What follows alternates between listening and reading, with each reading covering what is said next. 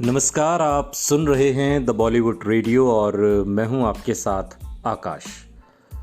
दोस्तों, ये किस्सा राजेश खन्ना के हर दिन ख़त्म होते आत्मविश्वास का है। राजेश खन्ना के आत्मविश्वास पर हर दिन जैसे जैसे धीरे धीरे जंग लगता जा रहा था। ये बात 80 के दशक की है।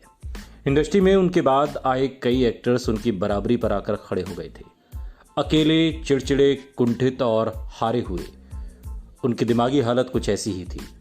अंदर ही अंदर जल रही नाकामी की आग को हर शाम की शराब और भी ज्यादा भड़का देती थी। शराब में धुत होने के बाद भी हारने का गम जाता नहीं था। और फिर एक रात वो वाकया हुआ जिसने राजेश खन्ना के पूरे वजूद को हिलाकर रख दिया। वो बारिश में भीगी गहरी स्याह रात थी। राजेश खन्ना के अंदर धधकती नाकामी की आग को बुझाने के लिए उस रात शराब भी काम नहीं आ रही थी, या फिर यह अकेलेपन का दर्द था जो उन्हें अंदर ही अंदर खाए जा रहा था। क्या हुआ था उस रात को? राजेश खन्ना ने सालों बाद मूवी मैगजीन को दिए इंटरव्यू में कहा, सुबह के 3 बज रहे थे। मैंने बहुत ज्यादा शराब पी ली थी।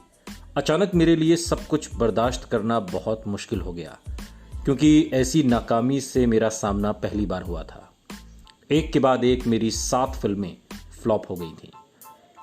उस रात बारिश हो रही थी, गुप्त अंधेरा था और मैं अपनी टेरेस पर अकेला था। अचानक मैं जैसे अपने होश खो बैठा और चीख पड़ा, परवरदिगार, हम गरीबों का इतना सख्त इम्तिहान न ले कि हम तेरे वजूद से इनकार कर दें। ऐसे सीन तो उन्होंने अपनी फिल्मों में कई बार किए थे, लेकिन वो फिल्म थी, ये असल जिंदगी थी। मगर उस रात असलियत का दायरा मानो धीरे धीरे मिटता गया था।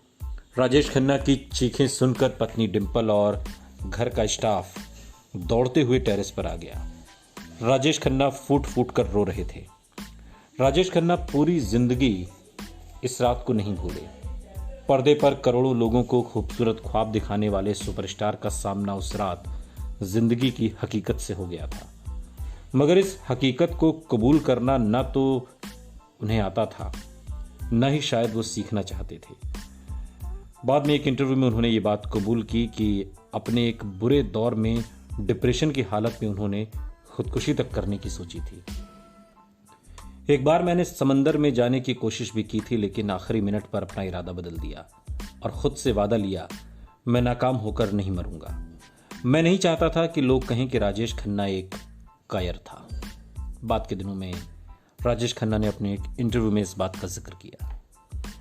इस दौर में राजेश खन्ना अकेले, चिड़चिड़े और बेहद संवेदनशील हो चुके थे।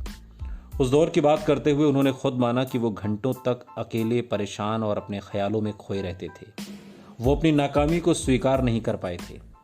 अगर किसी समझदार और अनुभवी शख्स ने मुझसे बात की होती, मुझे फिल्मी दुनिया के दांव-पेच के बारे में समझाया होता, तो शायद मुझे राहत मिलती। लेकिन मेरे साथ ऐसा कुछ नहीं हुआ।